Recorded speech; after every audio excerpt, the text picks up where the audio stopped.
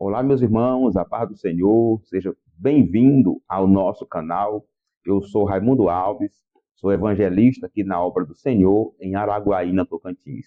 E estamos de volta, né? Estamos aqui para mais uma aula desse projeto Apoio à Escola Bíblica Dominical, onde gravamos as lições, né, da nossa querida EBD, da revista aí produzida pela CPAD.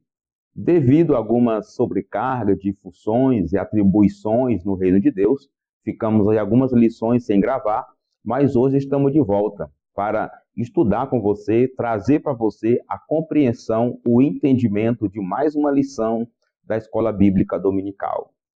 E eu sempre gosto de pedir aqui no início, se você ainda não é inscrito, por favor, se inscreva no nosso canal, clique no sininho para ser avisado quando, né, a gente produzir novos vídeos. Você pode também clicar no gostei, que a plataforma sabe que você está gostando e assim ela compartilha, ela indica o nosso material também para outros irmãos. E você pode também compartilhar, tá? Quando você compartilha, você está produzindo aí uma corrente do bem, né? Levando para outros irmãos o nosso material, esse conteúdo que de forma gratuita, de forma amorosa e dedicada, estamos aqui para trazer para os irmãos o entendimento da lição.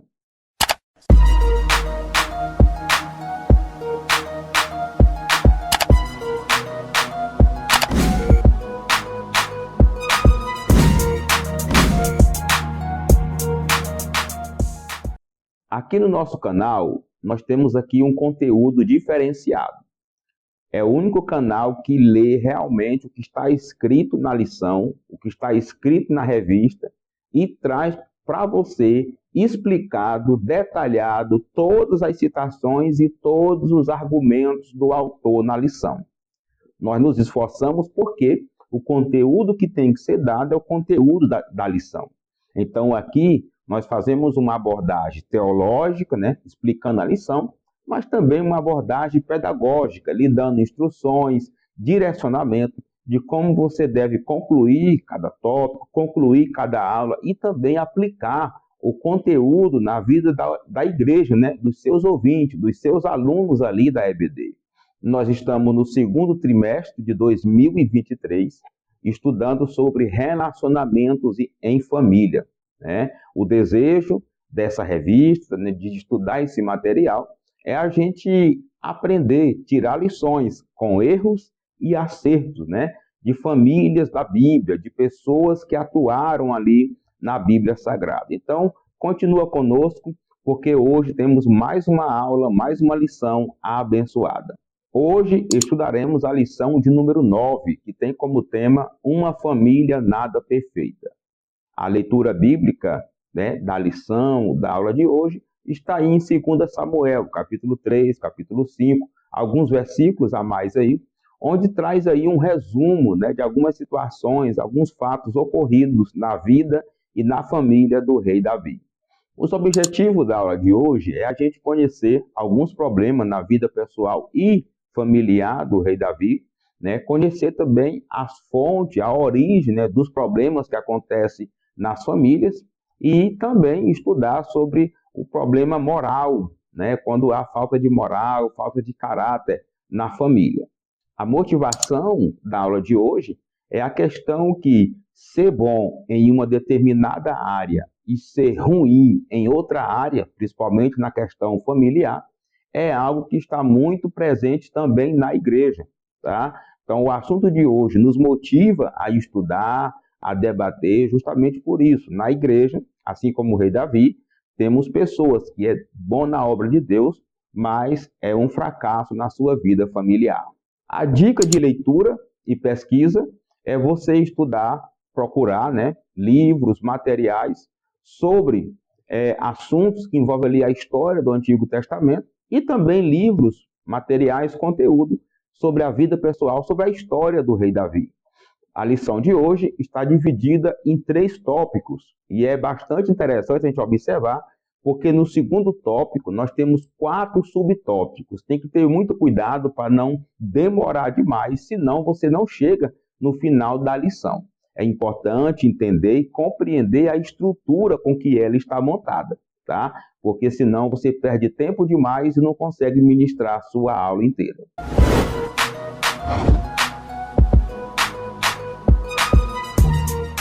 Vamos partir agora para a introdução da lição. Aqui, o autor faz as primeiras abordagens, as primeiras citações sobre a aula de hoje. A despeito de ter sido um grande rei e líder em Israel, Davi não foi o mesmo como pai. Nesta lição, estudaremos as consequências de uma família que pode sofrer quando os pais não assumem os papéis que Deus espera deles. Então, Davi, nós vamos estudar que ele foi um grande líder, né? Um grande rei em Israel, mas não foi um grande pai, não foi um bom pai. E na aula de hoje a gente vai estudar isso, né? Os prejuízos, os problemas que acontecem quando os pais não conseguem exercer os seus papéis na família, principalmente na criação dos filhos. A história dramática dos pecados na família de Davi pode nos fazer refletir e tem muito a nos ensinar. Veremos que essa família não era funcional e, por causa das omissões do rei, presenciou episódio de incesto, rebelião e morte. Então nós vamos ver na aula de hoje que temos muitas lições a tirar do conteúdo, não é, dos ocorridos na vida de Davi, na vida dos seus filhos, na sua família. A ideia aqui da aula de hoje é a gente estudar e extrair lições, né, para o nosso viver, para o viver cristão da igreja, das pessoas que vão estar presentes no dia dessa aula, tá? Iremos ver alguns problemas que aconteceram na família de Davi, não é? Envolvendo ele, seus filhos, e a ideia é extrair lições, abordando principalmente o papel do pai, da mãe e dos filhos.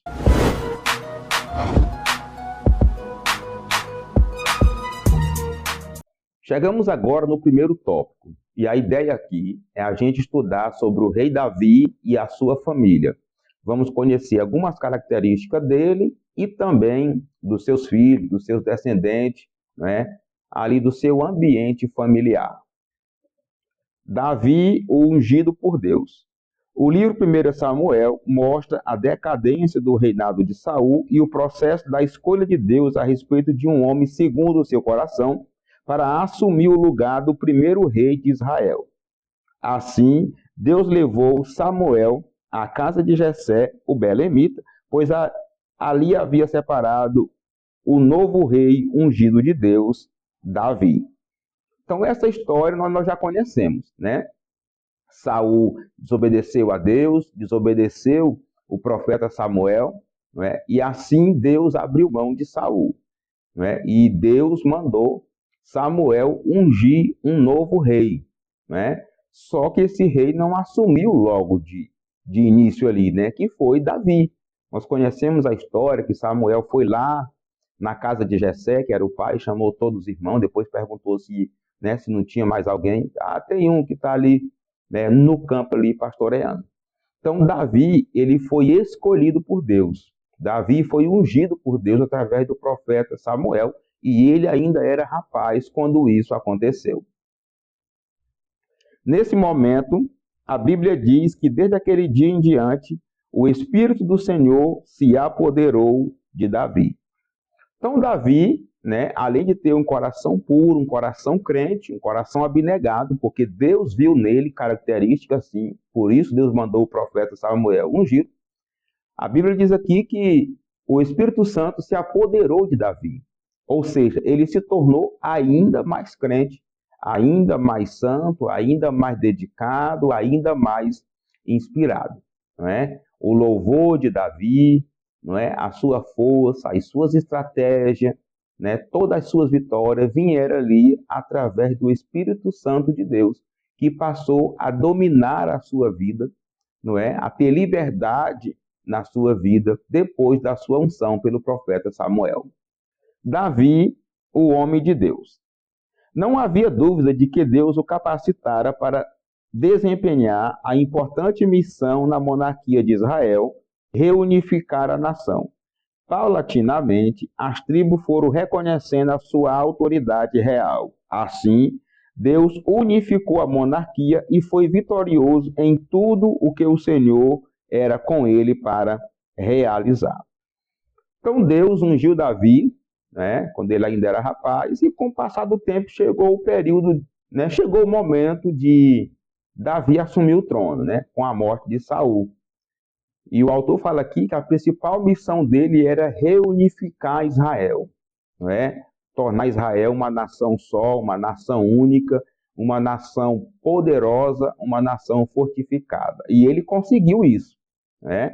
E o autor fala aqui que aos poucos as tribos foram reconhecendo o seu reinado, reconhecendo a sua autoridade, reconhecendo que era um grande rei, um grande guerreiro, afinal de contas, o Espírito do Senhor estava sobre ele. A grande família de Davi. O rei Davi, por ser ungido por Deus e o homem segundo o seu coração, entendeu que podia ter várias esposas e concubinas. Essa questão de ter várias esposas e concubinas, principalmente relacionado a reis, era uma questão de vaidade, né? Porque a natureza pecaminosa do homem quer levar ele a ter várias mulheres, mas também era uma questão de poderio, era uma questão cultural naquela época, né? Essa questão da poligamia ali no Antigo Testamento, a maioria dos teólogos defende, né, que Deus não aprovava, não foi uma ordem de Deus, ele apenas tolerou aquilo ali por ser algo cultural, né? Deus nunca aprovou, Deus nunca quis uma vida de um servo seu, israelita, por exemplo, né, envolvido ali com várias mulheres. E aí, Davi aproveitou do seu reinado ali, de ser rei, e absorveu ali para si várias esposas e várias concubinas. Com todos esses casamentos, Davi teve mais de 20 filhos, e por ter tantos filhos e filhas, acabou caindo à displicência com eles. Ele priorizou apenas os assuntos do reinado de Israel, suas conquistas territoriais, com muitas guerras. Então aqui nós temos dois problemas, né? Filhos demais, esposa demais, não é? E negligência no acompanhamento desses filhos. E a negligência aconteceu justamente porque, além de rei, ele era um guerreiro, ele era um valente, não é? E ele venceu muitas batalhas, e ele priorizou isso. Na sua vida, ele priorizou o seu reinado. Ele não priorizou a sua convivência familiar, né? A gente lê ali as histórias ali no Antigo Testamento, a gente vê ali que o foco do rei era vencer batalha, era guerrear, não é? O foco de todo rei, a ideia ali era manter o seu reinado. E com Davi não foi diferente, e isso trouxe prejuízo para a sua família. Davi se esqueceu que tinha famílias espalhadas em vários lugares. Seus filhos tornaram-se problemáticos em suas vidas pessoais. Então, esse abandono familiar gerado por Davi, né, trouxe ali uma criação ruim para os seus filhos, que esses filhos trouxeram para a família e para Davi muito transtorno, muitos problemas, como nós iremos ver no decorrer da lição.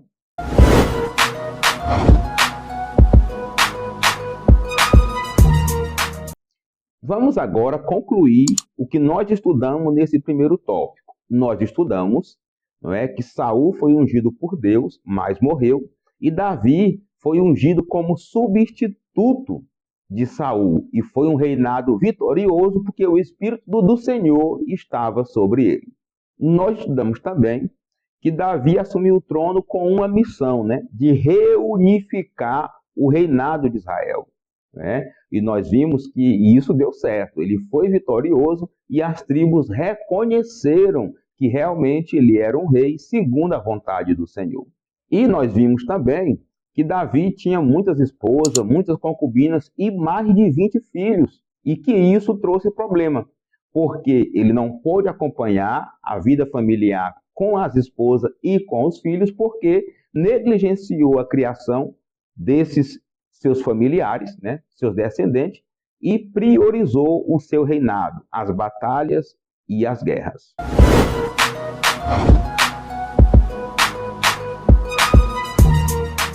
Este tópico pode ser aplicado, primeiramente, para alertar os líderes ruins, que acham que não podem ser substituídos.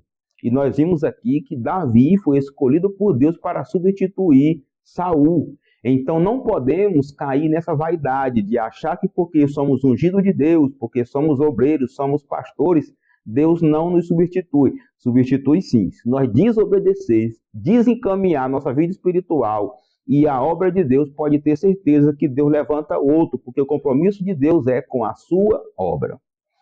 Confrontar líderes vaidosos, que assim como Davi, né, acha que o estar envolvido no reino de Deus é para o seu bem, é para o seu lucro, é para o seu bem-estar. Não. Assim como Davi recebeu a missão de reunificar Israel, líderes, pastores, bispos, obreiros, missionários, não é? Todos que estão envolvidos na liderança também têm uma missão: cuidar do reino de Deus, cuidar da igreja. O propósito é que o reino de Deus cresça e que nós diminuamos. Mas o que nós estamos vendo muitas vezes é pessoas querendo, né, glória, querendo honra, querendo se enriquecer com o dinheiro, né, querendo ficar rico financeiramente, e isso é um problema, porque não é esse o propósito que Deus quer. Corrigir líderes negligentes com a família. Sim, temos e muito. Ainda temos muitos pastores, muitos pregadores, muitas cantoras, pessoas que têm cargo na igreja, função na igreja, não é? Que ele despreza o cuidado familiar, não tem tempo para a família, porque é cantor itinerante, porque é pregador itinerante, acha que tem que estar agendado toda semana, todo final de semana. Não tem tempo para o cônjuge, não tem tempo para a esposa, não tem tempo para o esposo, não tem tempo para os filhos, não passeia, não lancha, não se diverte com os filhos e quando alguém fala ainda se irrita dizendo que está fazendo a obra de Deus.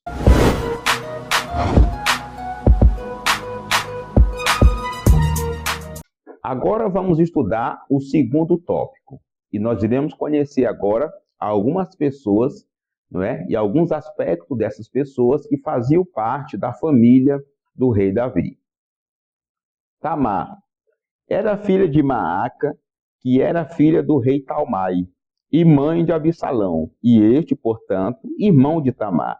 Sua beleza atraiu Aminon, seu meu irmão, o filho primogênito de Davi. Então aqui o autor traz uma abordagem sobre Tamar, uma moça, né, virgem, muito linda, muito bela, né, que era filha também do rei Davi. Era irmã de Absalão e meia-irmã de Aminon, que era o filho mais velho de Davi. E a beleza dela despertou um desejo em Aminon, e isso trouxe problema, né, para a família. Absalão era irmão de Tamar, filho de Maaca e terceiro filho do rei Davi. Seu nome tem a ver com paz, mas, ironicamente, sua história nada tem a ver com ela. Absalão assassinou Aminon, seu meio-irmão, conspirou e rebelou-se contra o seu pai, o rei Davi. Então, Absalão é o terceiro filho do rei Davi. Era irmão de Tamar, né, filho ali da mesma mãe, do mesmo pai, né? E ele tem duas características aqui, duas atitudes dele aqui negativas. Absalão matou o seu meio-irmão, Aminon, porque ele abusou sexualmente da sua irmã Tamar. Nós iremos ver mais para frente como isso aconteceu, né? E Absalão também tentou usurpar o poder. Ele se rebelou contra Davi, contra o seu próprio pai, né? Adiantando ali a sua morte. Aminon. Quando Davi ainda não havia assumido o trono de Israel, casou-se com Ainoã e gerou Aminon. Feito homem, Aminon demonstrou ser desajustado emocionalmente e dominado por paixões carnais. Então vamos começar a observar aqui que esse cara aqui ele era meio perturbado. O autor fala aqui que ele era desajustado emocionalmente, né? E era muito dado essa questão de paixões carnais. Eu acredito que o autor fala isso aqui por causa do desejo dele, né, sexual pela meia-irmã que foi Tamar. Aminon se apaixonou doentiamente por sua meia-irmã. Ele ficou doente de angústia e de desejo incontinente por ela, e por isso não comia nem bebia, totalmente dominado por essa paixão e ao mesmo tempo desconhecida por Tamar. Então ele tinha um desequilíbrio emocional, psicológico, alguma coisa nessa área aí, não é? Que ele ficou tão apaixonado pela sua irmã, pela sua meia-irmã, não é? Que inventou ali uma doença, né? Adoeceu, ficou sem comer, ficou sem beber, né? Forjou ali uma doença para poder ser cuidado por ela, para que daí pudesse, né, cometer o ato pecaminoso, né? Então, Aminon, filho do rei Davi, terminou ali abusando da própria filha do rei, né? Inventou ali uma circunstância, inventou uma mentira ali, né? E é mais um filho do rei Davi que provoca, que traz ali vergonha, né, para a sua família. Jonadab, um conselheiro do mal. Jonadab era primo de Aminon e sobrinho de Davi. Era homem sagaz e de maus pensamentos em seu coração. Ele induziu a Aminon a satisfazer sua paixão com um plano de mentira que envolvia Davi e Tamar. Então aqui nós temos mais um personagem, Jonadab, né?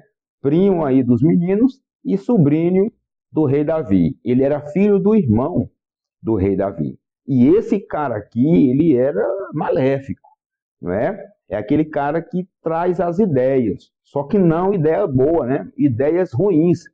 Então foi ele que induziu, foi ele que colocou na cabeça de Aminon como que ele tinha que fazer. O que que ele tinha que inventar, o que que ele tinha que fazer para que a Tamar, a filha do rei, se aproximasse dele, não é? E aí a trama dele deu certo, né? Tudo ocorreu como ele tinha combinado ali e tudo deu certo, mas deu certo por lado errado, porque o estupro aconteceu, o abuso aconteceu e isso trouxe muito prejuízo para a família do rei. Jonadab é o tipo do amigo que não se deve ter por perto quando se vive algum problema pessoal ou familiar. Ele é um exemplo concreto de mau conselheiro.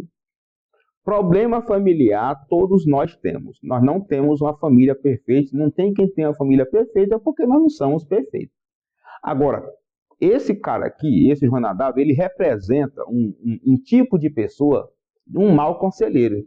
É aquele tipo de pessoa que você não pode ter ele por perto quando você está passando por um problema. E tem gente assim, tem gente que só dá conselho para o lado errado.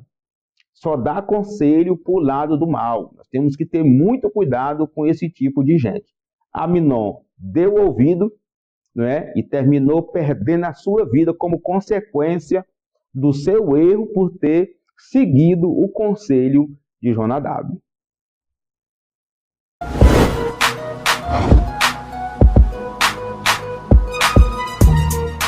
Vamos então concluir esse segundo tópico. Nós estudamos sobre Tamar, não é, que era uma moça, uma filha do rei Davi, uma moça muito bela, irmão de Absalão, tinha uma beleza exuberante e terminou chamando a atenção aí do seu meio-irmão Aminon. Estudamos também sobre Absalão, não é, que era irmão de pai e mãe de Tamar, e o autor deu de destaque aí a duas, né, características aí negativas de Absalão.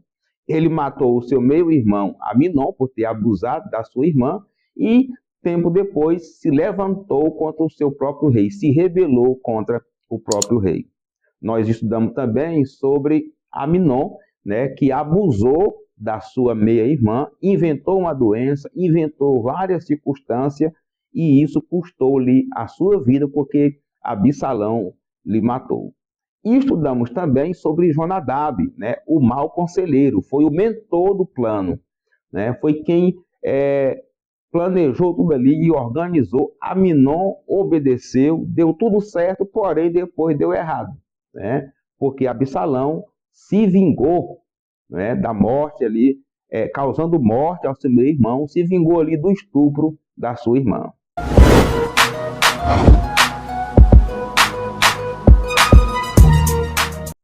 Este tópico pode ser aplicado para confrontar os maus filhos. Isso mesmo, até filho de crente, que, assim como os filhos do rei Davi, aproveita de um erro do pai ou da mãe, né, de uma negligência ali, de um vacilo, para cometer erros absurdos. Ora, uma coisa não justifica a outra. Cada um pagará pelo seu pecado. E muitos filhos vão ser condenado com desculpa de que fez isso ou fez aquilo baseado no erro do pai. Não, um erro não justifica o outro. Se seu pai ou a sua mãe erra ou erraram em determinado momento da vida, não use isso como justificativa para o seu erro. Corrigir também as amizades erradas, que muita gente tem, inclusive filhos de crente, que às vezes são criados no ambiente da igreja. Mas na hora de criar ali o seu ciclo de amizade, principalmente por causa do ambiente da escola, termina tendo amigos que nem crentes são. E isso com certeza vai trazer prejuízo, porque a maioria das pessoas que não tem a fé em Cristo, não conhece Deus, o conselho vai ser igual ao do Jonadab, vai ser sempre para o lado ruim, né? Então, se você não quer correr esse risco, não tenha amizade errada, não tenha amizade envolvida com droga, não tenha amizade com pessoas que se envolvem com furto, não tenha amizade com pessoas que mentem para os pais, que fogem de casa, né, que inventam mentira. Sai dessa, né?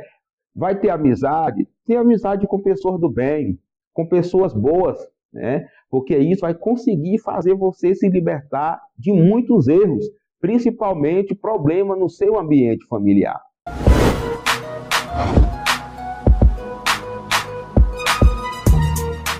Vamos agora estudar o terceiro tópico, e aqui nós vamos ver sobre os problemas moral na família de Davi.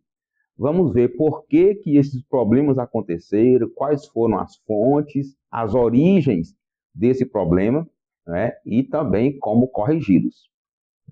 As consequências de sua falta de domínio próprio.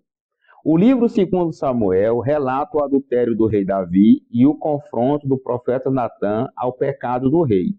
Mesmo tendo reconhecido seu pecado de adultério e assassinato, o rei Davi não pôde evitar as consequências do seu pecado. O pecado de Davi todo mundo conhece, né? Desejou Batseba, né? Teve ali contato sexual com ela e depois mandou matar o seu marido para poder ficar com ela. E ficou fingindo como se nada tivesse de errado.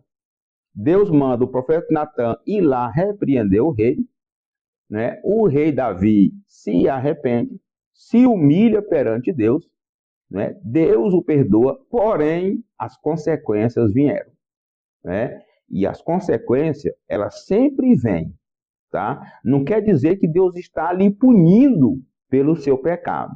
Não, quer dizer que Deus está deixando as coisas acontecer. Aquilo que o homem planta, ele vai colher. É a lei da semeadura. O profeta Natã disse ao rei: eis que suscitarei da tua mesma casa o mal sobre ti, e tomarei tuas mulheres e as darei a teu próximo. Não demorou muito para que um dos filhos coabitasse com as concubinas do próprio pai e o envergonhasse publicamente. Então aqui nós temos aqui algumas citações, né, do autor aqui sobre algumas consequências do pecado, né, do rei Davi. E o texto aqui mostra que Deus mesmo se incumbiu de fazer aquilo acontecer, de permitir aquilo acontecer. Os filhos, né, de Davi, grande parte deles já eram ruins mesmo, e Deus permitiu, Deus deixou aquela desgraça acontecer, aquelas coisas ruins acontecer. Deus deixou, não é, a concubina do rei Davi ser usada, né, ali sexualmente por um dos seus filhos, justamente para mostrar, não é, que todo plantio tem a sua colheita, toda ação tem a sua reação. Já que o rei Davi tinha causado um estrago em outras famílias, agora, e principalmente na família de Batseba, né, mandando matar ali Urias, agora Deus estava permitindo um estrago na sua família para que ele pudesse ver, sentir e viver as consequências do seu pecado. Incesto e morte na família. Outro caso alarmante foi o pecado de incesto de Aminon contra a própria irmã Tamar. A consequência inevitável disso na família do rei foi o ódio alimentado por Absalão até matar Aminon como vingança pelo abuso. Olha só outra consequência do pecado de Davi, não é? Um desejo alucinante, desesperada ali por Aminon, né, de Aminon por Tamar, que causou um estupro, observa só, um estupro na família de um irmão com uma meia-irmã, e depois uma morte, um homicídio de um meio-irmão contra o outro irmão, não é? Porque Absalão matou Aminon para vingar o estupro que sua irmã havia sofrido. E o rei Davi, soube do fato, irou-se, mas nada fez contra Aminon. Uma das consequências desse comportamento do rei foi a tragédia anunciada na família. Absalão matou Aminon. Então, o rei Davi ficou sabendo do fato, ficou zangado, abatido, ficou irado, porém não corrigiu o filho. Não há uma palavra, não há um pronunciamento, não há uma atitude do rei Davi em corrigir Aminon. Aí o que ficou? Ficou tudo quieto, tudo nos panos mornos. E aí o inimigo operou no coração de Absalão e ele planejou e executou a morte do filho do rei. E mais tarde, ele cavou sua morte precoce, após desencadear uma rebelião contra o próprio pai. Então, observa aí. Vamos tentar fazer aqui um ajuntamento aqui. Não é? Um filho estupra a filha, um filho mata o estuprador, e agora o filho que é assassino, que matou o outro filho, matou o seu irmão, agora se levanta contra o rei, se rebela para tomar o trono. Olha que situação. Um homem segundo o coração de Deus, dedicado no reino ali, dedicado no seu reinado, mas foi negligente com a família e colheu muitas situações ruins. Vigilância, proximidade e exemplo. O problema moral na família de Davi ensina a todos os pais a respeito da importância da vigilância, da proximidade e do exemplo na família. Então, o autor traz aqui 3 dicas maravilhosas para sermos bons pais. E, ao mesmo tempo, para evitar esses tipos de problemas, né? Vigilância, proximidade e exemplo. O que é vigilância? É estar atento na sua convivência, é estar vigiando como que está o seu comportamento como pai, como mãe, como responsável pela casa, não é? E também vigilante como que está a vida do seu filho. E a proximidade é você procurar se aproximar, né? Estar sempre próximo da criação ali do seu filho, dos seus filhos, né? Próximo do seu cônjuge, né? Para que você possa ter esse relacionamento. E por último aí, o exemplo. O exemplo é importantíssimo, porque as palavras ensinam, as palavras comovem, mas o exemplo arrasta, né? Infelizmente, não estamos livres de deparar-nos com problemas morais difíceis na família. E essa é a verdade, não é? Nós, crentes, servos do Senhor, não estamos isentos de ter problema na nossa família. Por isso, precisamos estar atentos e cumprir, não é, com essas dicas que o autor está falando aqui. É preciso que os pais façam a sua parte, desenvolvendo uma relação equilibrada com o cônjuge, filhos e parentes, acompanhando de perto o que acontece nos lares, sobretudo fazendo isso por meio do exemplo. Não é fácil ser pai, não é fácil ser mãe. Mas aqui nós temos algumas dicas que, se for seguidas, olha, consegue resolver e evitar muitos problemas. A primeira delas, não é, exercer o seu papel. O pai, o marido, o esposo, exercer o seu papel na casa. A esposa, né, o cônjuge, a mãe, exerceu o seu papel na casa. E principalmente com uma criação equilibrada. O que é isso? Com a dosagem certa. Na hora da exortação, exortação. Na hora da punição, punição. Na hora do carinho, carinho. Na hora do elogio, elogio. Tem que ter o equilíbrio. Porque senão pesa demais só para um lado. Tem pai que só quer punir, só quer exortar, não é? Repreende o filho quando o filho não é aprovado, mas quando o filho é aprovado, não elogia, não é? Às vezes pune, disciplina, mas quando o filho acerta, não agradece. Né? Então tem que ser uma criação equilibrada, cada um cumprindo aí com o seu papel. Acompanhando também bem de perto o que acontece na casa, o que acontece no lar, tem que estar atento. Chegou alguma coisa ali na casa, chegou alguma coisa ali no lar que você não sabe de onde que veio, procure. Procure seu filho, né? Converse com seus filhos, seu filho, sua filha. Verifique as redes sociais dele. Acompanhe as conversas, acompanhe a amizade. Você tem que estar de perto, né? Se a gente terceirizar a criação dos nossos filhos, terceirizar para a igreja, terceirizar para o colégio, né, para as escolas, terceirizar para os colegas, vai dar problema. A responsabilidade é nossa, é do pai, é da mãe.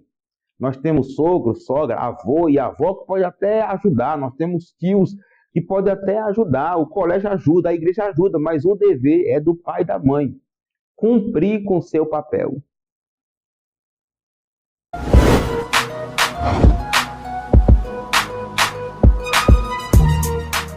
Vamos agora concluir esse terceiro tópico.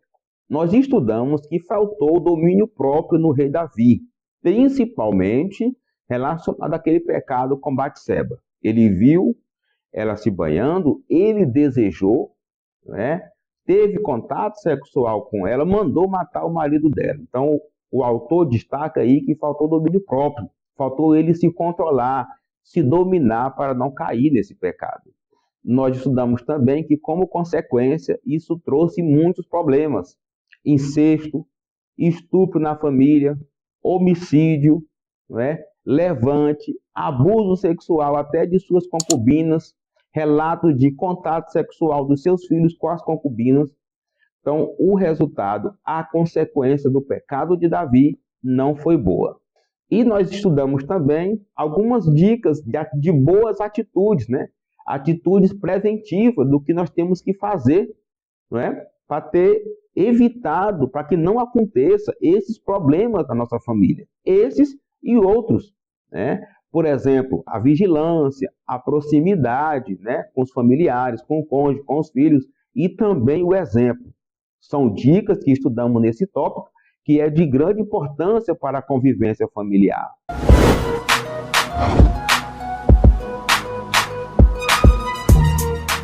Esse tópico pode ser aplicado para confrontar crentes dissimulados, que assim como o rei Davi, pecam aí dia e noite, não é? E estão tudo bem, acham que está tudo bem, pecam, não se reconciliam, não buscam conserto com Deus e vivem aí fingindo que está tudo bem. Assim como o rei Davi cometeu aquele pecado de adultério, né?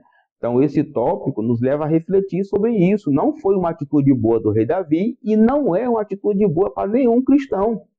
Há uma diferença entre pecar, não é, por causa da natureza pecaminosa, e, né, viver no pecado, na prática do pecado, com uma vida cristã dissimulada. Pode ser aplicado também para confrontar os pais omissos. Tem e são muitos. Pais que os filhos estão aprontando, pintando e bordando, e ele dando uma de sonso, né? Ou até vendo, mas não toma nenhuma atitude, nem de exortação, nem de aconselhamento e nem de punição. Talvez também não tenha nem exemplo para isso, como o rei Davi, não é? E esses pais omissos provocam na vida desses filhos uma vida com desobediência, porque não exorta. E às vezes tem uns que ainda chateiam quando alguém quer exortar. Um obreiro da igreja, o pastor da igreja. Ninguém pode falar nada, né? O filho apronta, pinta e borda, e muitos ainda querem defender o erro do filho, ainda querem que o filho continue tendo cargo na igreja, tocando na banda, e por aí vai. São verdadeiros omissos. Confrontar também pais e mães autoritários, porque isso é um problema também na família. E traz muito problema também, muitos prejuízos, né? Tem pai e mãe que abusam da autoridade, não quer nem ouvir o filho, não quer nem saber o que o filho tem a dizer sobre um determinado ocorrido, sobre um determinado fato. Afinal de contas, é ele que é o pai, né? É ela que é a mãe, quem manda na casa é ela, então usa e abusa dessa autoridade. E qual é o problema disso? Isso tira a proximidade, tira o amor, tira a comunhão do filho com o pai, do filho com a mãe. Então, assim como Davi não se aproximou, não teve proximidade dos seus filhos, os pais autoritários também não têm proximidade. E este tópico nos leva a refletir sobre isso, né? Sermos mais próximos dos nossos filhos, principalmente contribuindo com o bom viver cristão através do exemplo.